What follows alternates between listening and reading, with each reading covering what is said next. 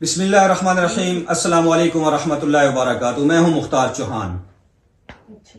آج میں آپ کو بہت ہی خوبصورت واقعہ سنانے جا رہا ہوں۔ کسی گاؤں میں ایک چودھری صاحب کسی مدرسے کو سال بھر کی گندم دیا کرتے تھے۔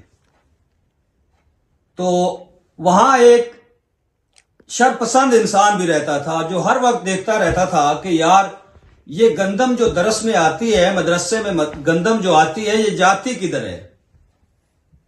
تو کیا دیکھتا ہے کہ ایک دن وہاں کے جو محدث، وہاں کے مولانا صاحب وہاں سے گندم اٹھا کر گھر لے کر جا رہے تھے۔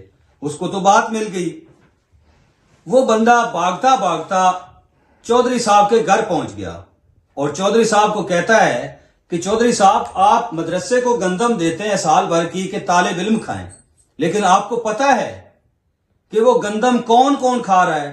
آپ نے کبھی جا کر چیک کیا ہے کہ وہاں کی گندم کہاں جاتی ہے؟ آپ وہاں جا کر چیک کریں کہ وہاں کی آدھی گندم طالب علم کھاتے ہیں اور آدھی گندم مولانا صاحب اٹھا کے لے جاتے ہیں۔ تو چودھری صاحب اٹھ کر کھڑے ہو گئے اور اس آدمی کو گلے سے لگایا، کہتے ہیں کہ یار آپ تو بہت کام کے بندے ہو، آپ پہلے کہاں تھے؟ آپ نے پہلے یہ بات مجھے آ کر کیوں نہیں بتائی؟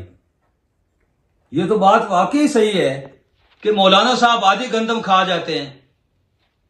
تو چودھری صاحب نے جو بات کی، چودھری صاحب نے کہا کہ آپ نے بہت ہی اچھا کیا مجھے بتا کے، اس کے بعد میں جتنی گندم مدرسے کو دیتا ہوں اتنی ہی گندم میں ہر سال مولانا صاحب کو الگ دیا کروں گا۔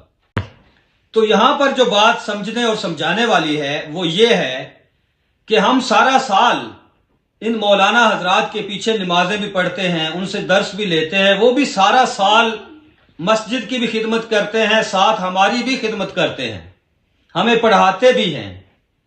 تو ان لوگوں کا ہمیں خیال رکھنا چاہیے، نہ کہ ان کے پیچھے پڑے رہنا چاہیے۔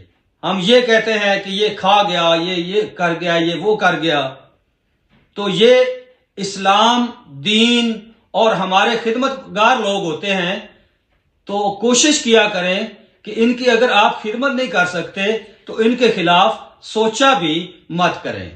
امید کرتا ہوں کہ آپ کو میری ویڈیو پسند آئی ہوگی۔ اللہ حافظ۔